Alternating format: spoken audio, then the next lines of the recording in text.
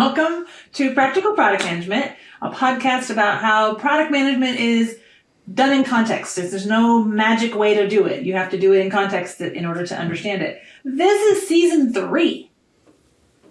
I'm going to do the Kermie. Wait, no idea. And put some sparkles and like fire here. I know. I had no idea there would be a season 3. So here we are. We did our first season a couple years ago, and we talked a lot to each other. Then last season, we mostly interviewed other people. And here we are starting season 3, which is going to be a mix of those two as well. So I'm so excited.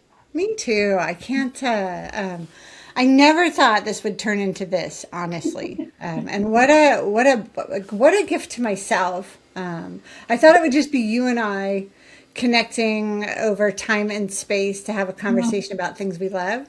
Yeah. But this has been such a, I've met great people. I've learned new things. I've applied new things in my day-to-day. What awesome. Yeah, I love it. I know. It's been really, really fun. So I had an idea for today.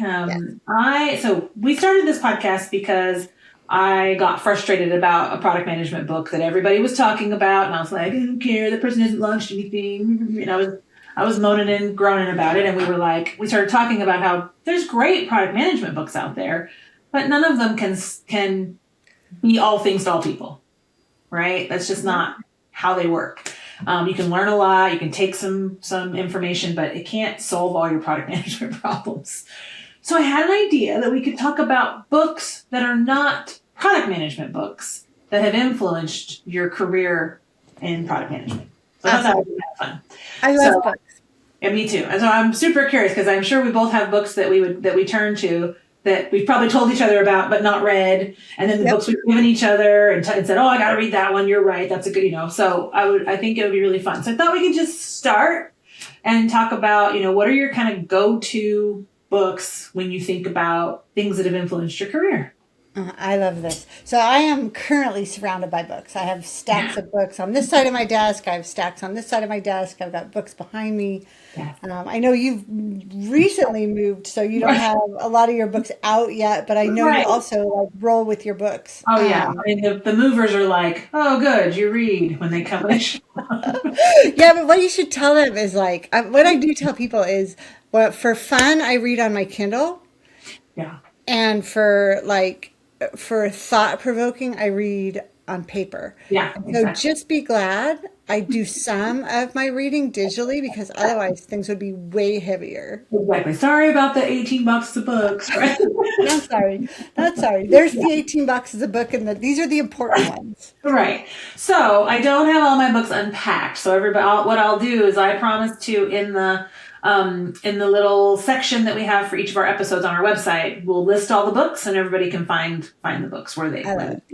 But I can't show covers today because I don't have all my books. I mean, I may be able to and I may not. And if I run off screen to go grab a book, it's because I found your book. The one that I have bought, there's lots that I have bought on repeat. Amazon's probably like, this girl is stupid. But the one that I buy on repeat a lot is called Tribal Leadership. And I buy this one because it talks about how humans come together in tribes and how they operate either as a whole or not, functional or dysfunctional, and how to diagnose a group dynamic. And then effective strategies for helping to sort of reset how groups work together. Because typically when I get brought in, things are not going so well and the team is not functioning cohesively. Right. And this is one of my favorites, really good book. Yeah. It's funny because that's one that you recommended to me. I have a copy in a box somewhere and it's been on my stack of I need to get to that stack. Right. So it's good that you talk about that because I'm in the same boat as you. Often when I'm showing up, there's something has gone haywire or was never correct in the first place. And so it's oh, okay. What are we going to do? So. Yeah, and it's very rarely just a pure technology challenge. Yeah. You know, I always say that people build software, and if the people or if there's organizational dysfunction that impacts humans, it's going to show up in your delivery cadence or what you're building or whatever. It's all people and process before it's really technology. Yeah, I love that. It's one of the, I think one that comes to my mind as you say that is I mean, I've bought it. I've bought that book for my whole team before. I've had several copies. I've led a book club on it, at a company. Is Dare to Lead by Brené Brown. I think I have that like right behind me somewhere. So, Brené Brown is a shame and vulnerability researcher. She mostly started out talking to individuals and primarily women. And then she started working with companies. And she really started out, she was with, who are the people that make Toy Story and all those. Oh, Pixar? Yeah, so she went to Pixar and was working with them and then started working with a bunch of, with the military and a bunch of different companies. And so she wrote Dare to Lead from a business context. And I think what I took from it that has been really important to me is this kind of, how do you bring vulnerability in as a leader? Yeah. Because I tend to be sort of mushy on the inside, tough on the outside, right? And want to show that vulnerability, help my team do the same so that we can have real conversations about what's going on. And she really helps explain why that's necessary if you're going to build really cohesive teams, cohesive products. And one of the things she talks about that I probably say at least 3 times a week in some context is, she's very much she talks about how being clear with people is the kindest thing you can do for them. Yeah. And that being unclear with them is unkind. And so when you need to give, that she's the reason I stopped giving the shit sandwich when I was doing performance evaluation. Interesting. Do you just give the shit? I go straight to it because right before I read her book, I had given a performance evaluation. It was actually really well timed. Oh, here comes Lucy to join the call. Come on, Lucy. We'll give you your performance evaluation. little tail and ears. But I had given a performance evaluation to someone that other people on the team knew needed one. And after I gave the performance evaluation, one of my teams came and said, "What did you tell her?" And I was like, "What do you mean?" He's like, "She thinks she did great." What did you say? And I was like, "Oh no." And she'd only heard she only heard the bun. She did not. She got the bread, not the shit. And I was like, "Oh no." And then I read Dare to Lead and was like, "Okay, I'm done." It doesn't mean you have to be unkind to someone or not tell them what they are great at, but you don't need to couch it. You need to tell them what you need them to know. Yeah. And that fundamentally made me a better leader, for sure. That. I saw her speak one time a couple of years ago at an event, and she is awesome and terrifying all at the same time. I would love to meet her in real life, but also I think I would be terrified of her because I was terrified from 50 feet away. Yeah. She came to Amazon at one point too. She came and talked with one of those, author. Yeah. But she is. I think she is scary. I mean, awesomely scary. I'm so glad she exists because then I can just be myself. Yeah, exactly. Super. So that's one for me. Dare to Lead is one for me. You're always so good about communication. So you got me off on a communication sort of journey. And I do have some of Brené Brown's books. But I think I wonder actually. I don't know where this book came from. So Crucial Conversations, obviously, is how to talk when stakes are high. I think it sort of very much aligns to Brené Brown's teachings. But I like this particular book, and I just happen to have it here, which is weird. But it's called Nonviolent Communication. Yes. And this book is about communicating things with compassion. But again, you do it as not in holding back and not making nice, and there is no extra bread. It's just about finding common ground with people where there are high stakes or high conflict situations, whether it's personally or business. And I don't think that I realized how much of our language triggers other people, and that's the sort of the violent part of conversation. In fact, now that I'm talking about it, I probably need to reread it. I was afraid that would happen if we talked about books again. Like, Exactly right. I'll reread all these books we talk about. So bad, because now I'm going to have more than just like my two read piles on my desk. The reread pile is going to be high again. Yeah. Yeah.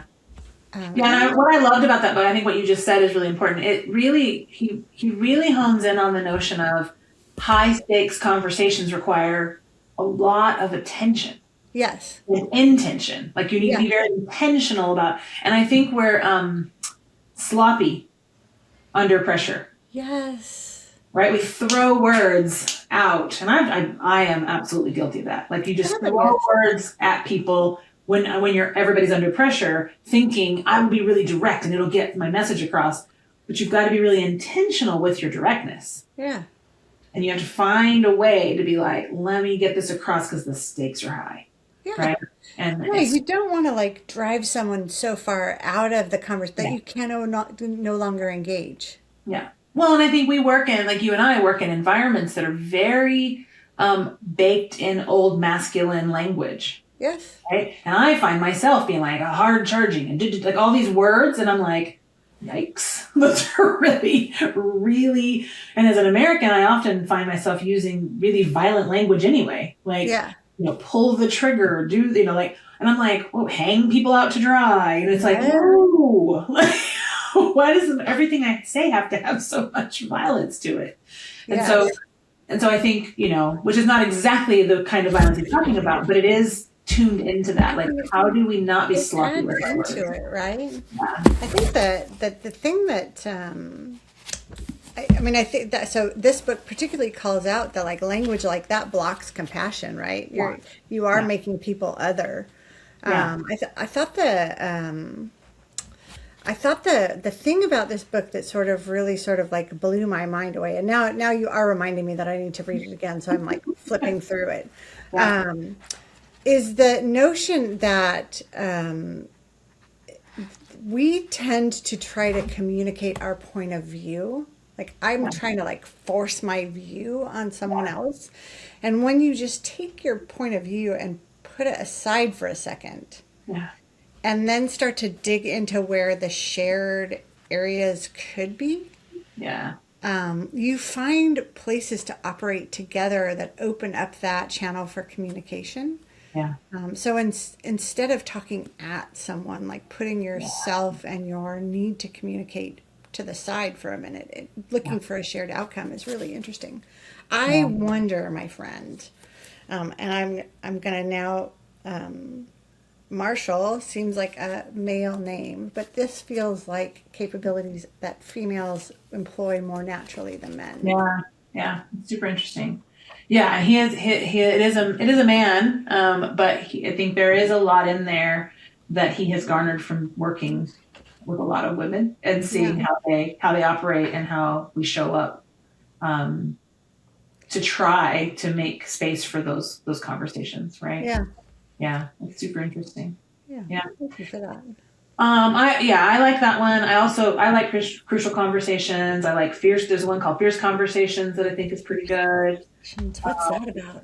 Fierce conversations. Very much like how to get to the, under really, again, with high stakes, how do you have the hardest conversation rather than having 3 conversations that are about something else, right? Like how do you have the center conversation? Which I think is really good. So there's a few of those that are all sort of tied together.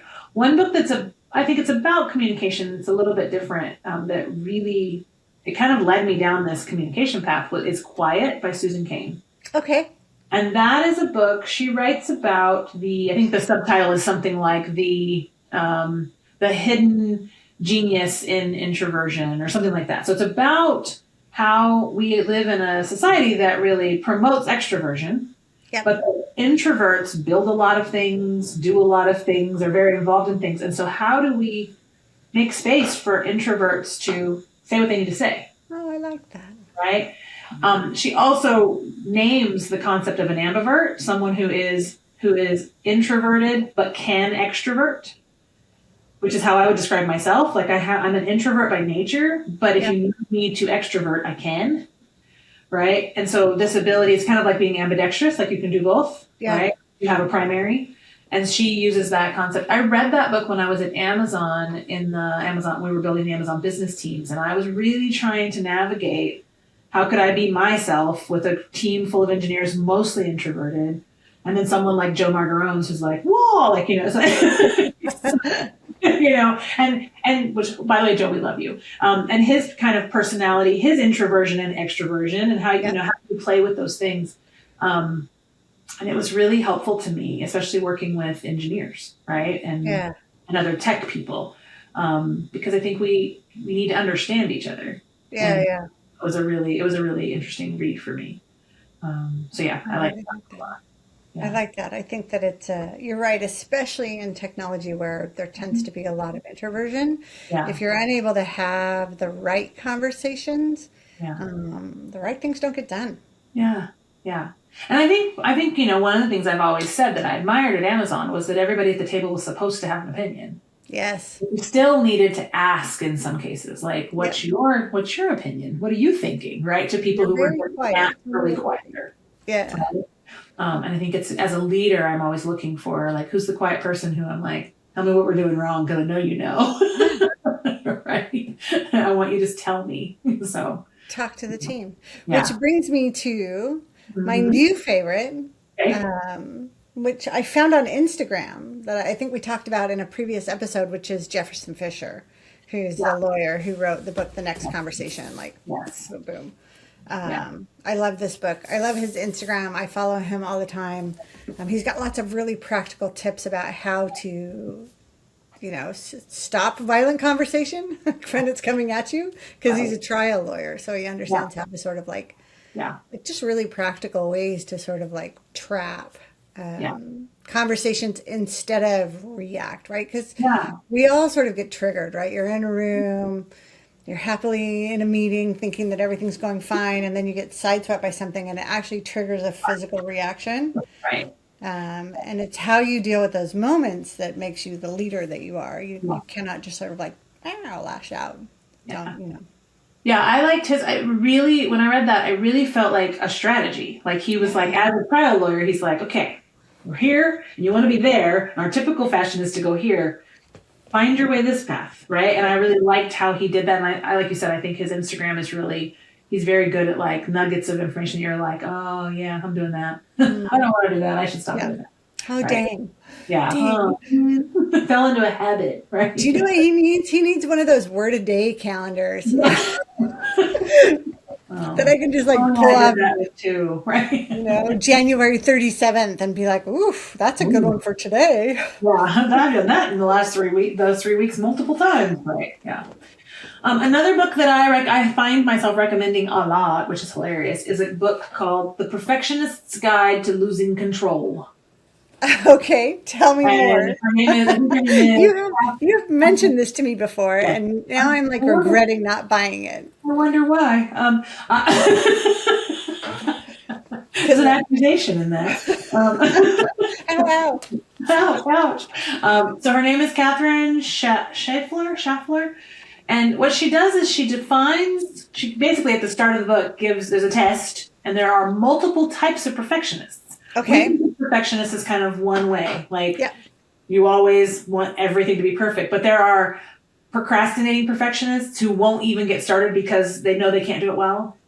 Okay. And there are perfectionists who are doing it. They need, there's a type of perfectionist that's more like, I need everyone else to agree with how I'm going to do things. Oh, yeah. Right? No, that's not me. Right. There's all these different types of perfectionists. So she helps you figure out if you are one or if you have a tendency. Okay. And then she basically talks through the fact that there's so much out in the ecosystem about becoming a recovering perfectionist and giving up perfectionism. And she says, you just got to use it for good. Yeah.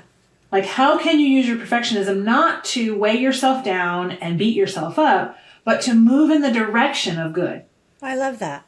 And so she talks about if you have a North Star and this is perfect, the perfectionist needs to aim in that direction and be okay with whatever happens on the way. Learn to adapt and say, okay, like learn something, maybe not going to get there. Maybe I need to move the star. Right. And so, I really like how she basically says it's not like, you don't have to lower your standards. You don't have to let go of your perfection. You have to figure out how to make it your superpower. Oh, I really love And this. so it's really lovely. And I think it's, how do you learn to tolerate ambiguity, uncertainty, those things so that your perfectionism doesn't cause you to freeze? Yeah. Or, and so I've recommended that book so many times because I think there is a natural inclination for product managers to be perfectionists. Yeah, because you have to be right. Yeah. You have to be right. Yeah. And so you don't want to get it wrong. Yeah, and you and I both know we spend more time being wrong than right. If you're doing the job right, you spend a lot more time being wrong than right. You just have to reduce the risk. I love this because it kind of dovetails to one of my philosophies that I've sort of embraced as I've gotten more experienced. I turned 50 yesterday. Oh, yay! I'm more experienced now. I crossed that mark many moons ago. Many moons ago. I remember when I was early in my career and people would always try to tell me what was wrong with me, and then we would try to fix what was wrong with me. You only have a certain amount of energy in your life or in your day to gift to doing things. Yeah. And as I've progressed and as I've helped mentor and manage people, I think that rather than trying to like perfect areas that don't come naturally to you, you should acknowledge they're there. You should look for compensating controls, whether that's working with people that have the skills that you don't have, and then doubling down on your superpowers or your strengths and honing those in a way that makes you more effective. You're probably going to get more juice out of that lemon than you are like trying to like, I was just going to say I'm not a perfectionist. I think I probably am, but maybe in one of those weird ones. I don't love the details. Like, I don't want to get mired in the details. I want to set the high level direction. I want to we're going towards the mountain, team. And if you told me I had to spend my life in the details and I had to get really good at it, I would hate my life. Right. So I love that notion of like, your perfectionism is a superpower and lean into it in ways that enhance your life. All right, I'm buying that book. Yeah. And I think what you just said that's really interesting is I feel like I spend a lot of time, both as a coach and when I'm leading people, saying, I'm not trying to make you be someone you're not. Yeah. I'm trying to help you be as effective as you can with your particular set of skills and personality. Yep. Because I remember, and we've talked about this before, and I won't name the person, but I remember getting a review at Amazon and being like, it was the first time that I got the review and I thought, I don't agree with some of this and I'm not going to take it. And I said, I appreciate the feedback. I have taken the feedback in. I reject this piece of feedback. And the person was like, you can't. And I'm all, no, I'm just telling you I'm not taking it on board.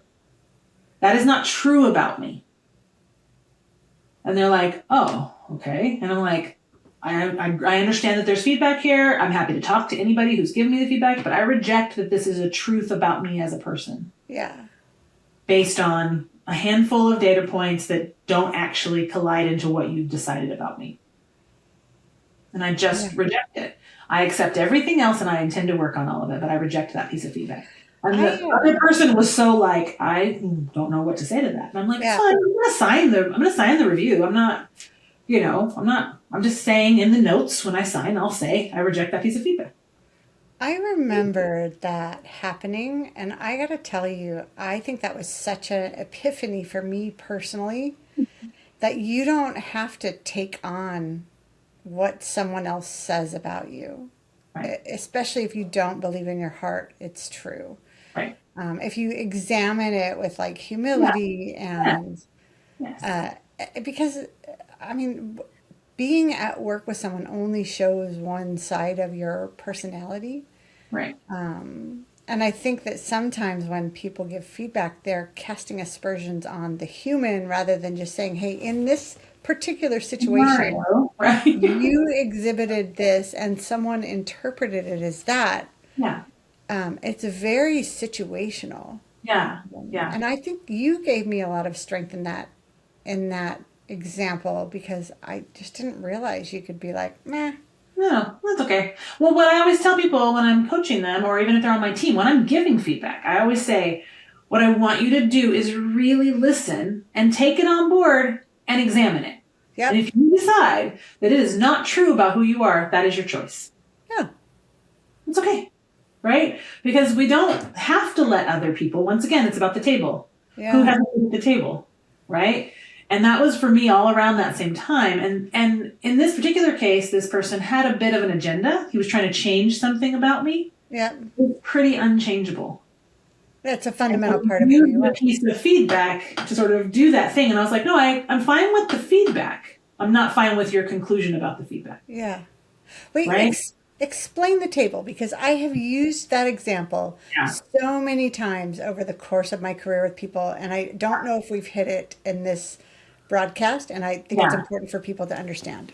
Yeah, so I mean, I got this from Brené Brown. Like, she talks about that not everybody has the right to a seat at your board table. So if we are each our own product, our own brand, our own person, we have a set of people that we'd say, hey, come sit around the table. We need to talk about how I'm doing, what I'm going to do next, what's going to happen. And I want your opinion. You get to have some feedback and some input. Yep. Everyone doesn't get to sit at the table. Randos definitely don't get to sit at the table. Toxic people don't get to sit at the table. You want people at the table who have your best interest at heart, who know you, and who care about the outcome for you, apart from themselves. Yeah. Like, they don't have an agenda to act out on you.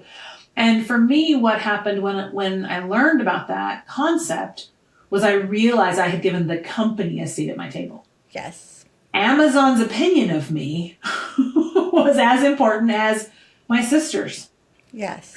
And I was like, oh, hell no. Right? Like, my sister loves me, wants the best for me. I'm a product. Yeah. Right? And I'm not bad. I mean, I had good experiences at Amazon, but I also am not, I'm a tool in their tool belt. I am not a human being treated as a human. Yeah. A company doesn't get a seat at the table. An abuser doesn't get the seat at the table. No. And you need to have a pretty narrow table. Yeah. And those are the people that you tend to call on when you're like, I got something going on. I need some help. I need someone to help me think this through. Yeah. Because they will be objective about who you are, but from a loving place. Yes. Because they want you to succeed, and they're going to be with you for a large arc of your life. Yeah. And so that, for me, I just, in the course of that whole review and I was doing that learning, I was like, oh, I've given them a seat at the table, and I'm rescinding your seat. Yeah. Lost your board seat. Sorry.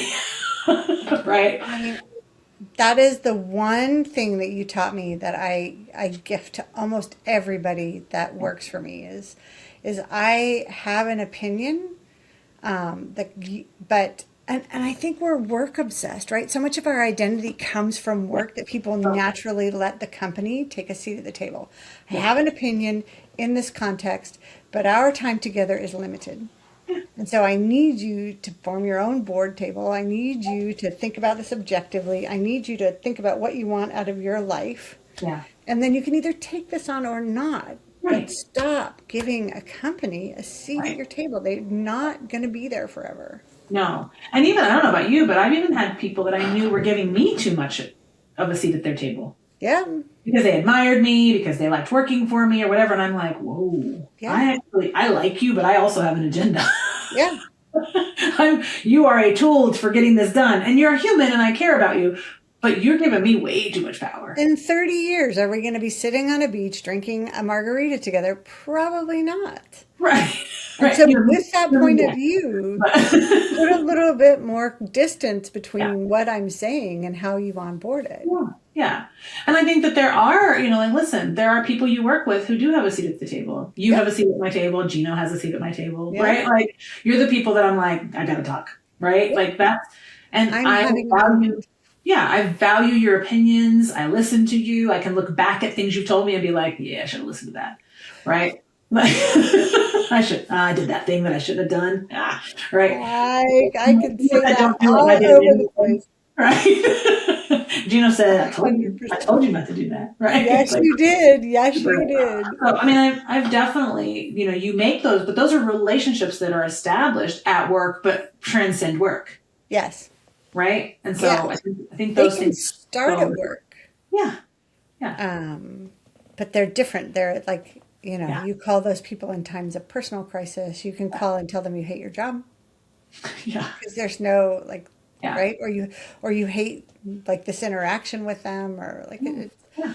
it's And I think, relationship's different. don't you think, as product managers, because you are interacting with so many different stakeholders and so many different people, you might give up ground to people and put them at your table when really you need to, like, this is work. This Yeah. is me. I am a human with an identity separate from being product manager of product A. Yeah. Right. And so I think that learning these things can be so important for PMs. So, yeah. Yeah. Yeah. All right. One more for me. Okay. And it's going to go back to what we talk about consistently, Leah. So I guess I'm just like a broken record. I think that the best leaders make others smarter and better, and don't Yeah. take the credit and don't stand out front. I love this book, multiple Okay. years. Yep. I 100% believe on, taking the hit for your team when something goes wrong, Yep. and letting them stand out front when things go right. Don't take the credit. Spread the love and Yeah. spread the joy, and make others successful. And sometimes you're less visible, and I don't think I care about that. Right. There comes a moment when you're like, no, take the credit. You're just happy to push Exactly people right. forward and be like, I'm good. I don't even need Go the credit. stand in the sunshine, my friend. Yeah, that's what I always say. I will stand in front of you when the bullets fly and behind you when there's sun shining. Right? And I think when a team believes that about you, man, they will go the distance. Yeah. When they know you're like, hold on, I'm going to step in front of this. Yeah. Everybody back off. This is my mistake. And everybody behind you is going, it's mine. Shut up. Yeah. It's my mistake. Right? And then when the sun shines and you just move out of the way and let it land on them, it's like, you're brilliant. You're Look how amazing my team is. Yeah, look at how brilliant they are. Right? Yeah. Oh, I the other day I said something about how great my team was, and the CEO I work for was like, that's a reflection of you. And I was like, yeah, maybe. Like, I just sort of brushed it off, right? It was just like, I batted it away very easily. I was like, yeah, sure. I was like, but he laughed because I was like, yeah, I don't care about that. Right? Yeah. Like, I was like, yeah, maybe. I said, what it is I'm a decent hiring manager, right? That's what I know how to hire good people. That's what I'm good at, right? So, but yeah, so it's interesting. One more for me is probably a bit of a wild card. Oh, I like a wild card. I had a couple others that were a little bit more data driven, like Factfulness and Humankind and those kinds of books. But the one that comes to my mind now that we've talked about all this is The Four Agreements by Miguel Ruiz. Okay, tell me more. The Four Agreements is a bit of a woo-woo, Toltec woo-woo book from, it's really short. Okay. And the four agreements are: be impeccable with your word, don't take anything personally, don't make assumptions, and always do your best. Oh, what? Hold on. It's a short little book. I mean, it's like, I don't know, less than 100. Buy this. check. Here it is. And he tells it from sort of a fable. He uses a fable and tells the story and works through. But basically, like, use your language responsibly. Always speak the truth, right? So that's being impeccable with your word. When you think about taking things personally, other people are experiencing the world, and when they say things to you, you don't have to always take everything they say personally. Because sometimes it's just them. It's a them thing, right? Yeah. And so just be willing to say, I'm not going to take that personally. And then ask questions and be curious. Don't just make assumptions. Yep. Right? And then finally, in all of that, do your best. I love that. From where you are right now. And that, for me, as a product person, I read that book years ago. I've read it so many times over the years. It's one that I go back to a lot. And it reminds me, like, okay, as long as I'm doing my best and telling the truth and not making assumptions and not trying to be over-personalize everything that's being said to me, I can just do my job and do it the best I can. Yeah. Right? And it's like I said, a short little book, And it really has stuck with me over the years. I love it. It's in my cart. Cool. I would like to go to a bookstore though and try to like buy it from a real bookstore. That would be kind of cool. You should do that. I know. Bookstores. I love that. I love that notion of like no assumptions. And I had a coach years ago, and that was his like there was a message for me in not trying to assume, don't build the story, only deal in like the base facts, and then to check in with myself physically, because what am I feeling? Who do I want to be as I walk into this meeting? And those just few things for me, like the couple tools he gave around there about not making up stories in my head, don't make assumptions about what other people's motivations are, and just sort of checking with myself were game changing for me. Game changing. Because we try to fill any gap we have with a narrative. Yes, we're storytellers. Write a script. What are they thinking? Why are they thinking this? Oh, they're thinking, now I'm mad. It's like, what are you even mad about? You don't even know what they're thinking. Yeah. Right. And it's like I said, I think it's such a game changer when you can stop and say, I'm going to ask a question rather than make an assumption. Yeah. And I know there's a technique that I don't know, I probably picked up from somewhere, where like the 5 things you can see, the 5 things you can hear, the 5 things you can touch. Just to sort of ground yourself right here and shut your brain up. Very grounding. I do think those sort of things are really critical, regardless of whether it's a high stakes conversation or not. Like maybe it's just like Tuesday and you're like, I can't go to sleep. So, I can hear myself breathing. How do I get back in my body? Right. How do I get back in this body? Because I'm having a physical experience. Right. 100%. 100%. I love this. It was fun. It was like a little book club. It was a book club. Maybe this year we should branch out and bring in some authors or experts that do things like this. Yeah, I would love that. So season 3 going to be a little bit wild, Leah? Let's do it. I mean, it's all about making product managers better product managers, and that's really broad. Yeah. Right? Because it's such a broad job that you don't hone in on like, I know how to write user stories. Okay, great. Net, right? Exactly right. Cool story, bro. Awesome. Now what are we going to do? Right? That's the easy part. I know we talk about this all the time, and we're trying to wrap up, but I still struggle with the fact that people are like, oh, this random person in another piece of the org, they'd be a great product manager. And I'm always like, the hardest part of the job is actually building and launching something. They might have instincts, but do you want me to really train up yet another person to do this job? It's possible, but like, just don't think you can take someone off the street and like pop a new title on them and be like, go launch Magic. Oh, the product manager. It's like, okay.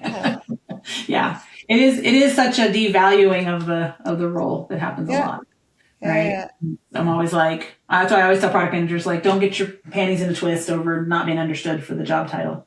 That's just going to be your whole career. So deal with it. Figure out a succinct way to say what you do, because if you try to spend all your life explaining it, it's a waste of time. You're just going to go nuts. I am not a project manager. I am not a project manager. I do something different. Let me explain it quickly, and then we're moving on because you don't need to understand it. Exactly. So, unless you do, in which case, let me get you some information. Right? And point you at millions of people that need you to come and help build their product, because it actually takes a certain amount of skill and patience and grinding it out to actually make something work. Exactly. This was fun. I'm looking forward to season 3. We have this episode and we have some interesting guests coming up quickly, and I think it's going to be really fun. So if you're watching this, pay attention every couple of weeks. There'll be a new drop, and we'll go from here. Love it. Thank you. All right. Talk to you soon. Bye, everyone. Bye.